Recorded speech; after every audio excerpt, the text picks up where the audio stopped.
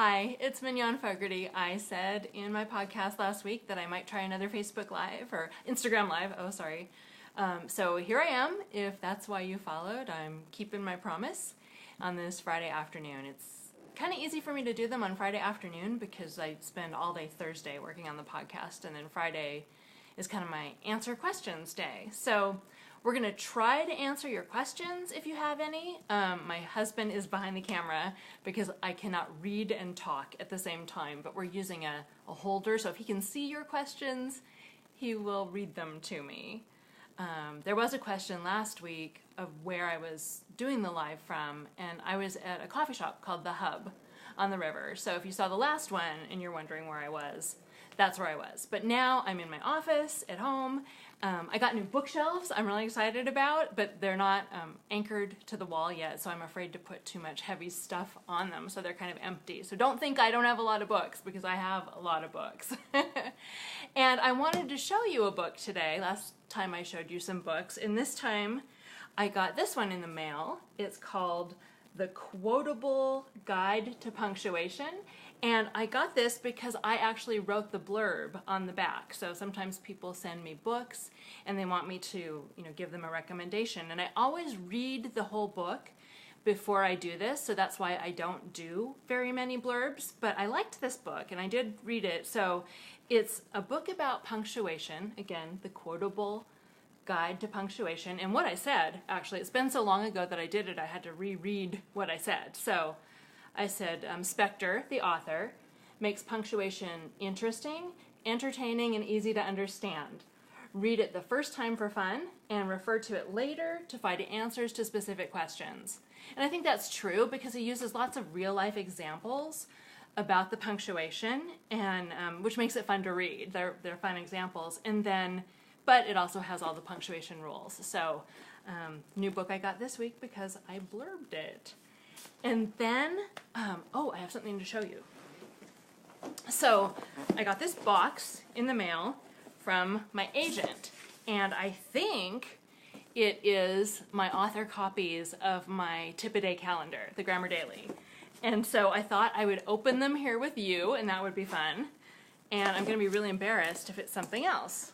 So let's see. Woo. Okay, opening it up.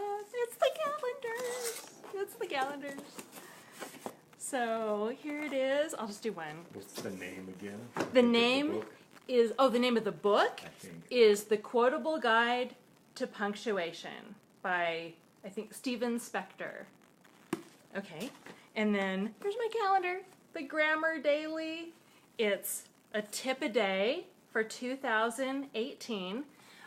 I've been posting. You saw that I just finished the 2019 calendar writing it, but the 2018 calendar just came out. These are my author copies. I'm going to open one. Yay! It's shrink wrapped. Very nice. It's got a little stand. And I'm going to open the back. Anything could happen. I have scissors. Okay. I'm really clumsy. I don't know if you guys know that, but I'm really clumsy. So it's the Grammar Daily. So cute. Oh my gosh. You didn't have it up there long enough. Oh, okay. There's a page. That's what the pages look like. And there's a tip for every day. The weekends are combined. So that's what it looks like. That's the calendar. I love, you spend so much time writing something and then you get to hold it in your hands and it exists and it's real, and that just feels amazing. So I'm really happy to share that feeling with you because it's pretty cool. So thanks for being here. So are there any questions? Can you can read the questions? Okay, good. So if you have a question, you can ask. I guess... Are they already available for purchase? They are. They're available. I know they're at Amazon.com and Barnes & Noble. They were out of stock last week, but they're back. So, and also your local bookstore should be able to order one for you if you ask, if they don't have it in stock. So some bookstores are stocking it, some aren't, but they can order it for you usually. And you can get them online.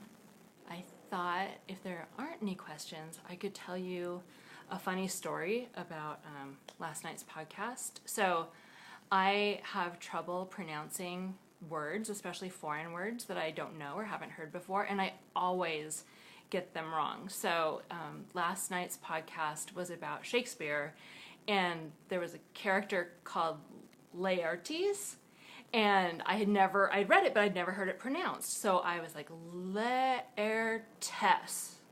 Laertes, and I should have looked it up before I recorded, because then I had to go look it up and re-record the paragraph that talked about Laertes. And it's kind of a funny joke that I can't pronounce things, because you see the personalized license plates.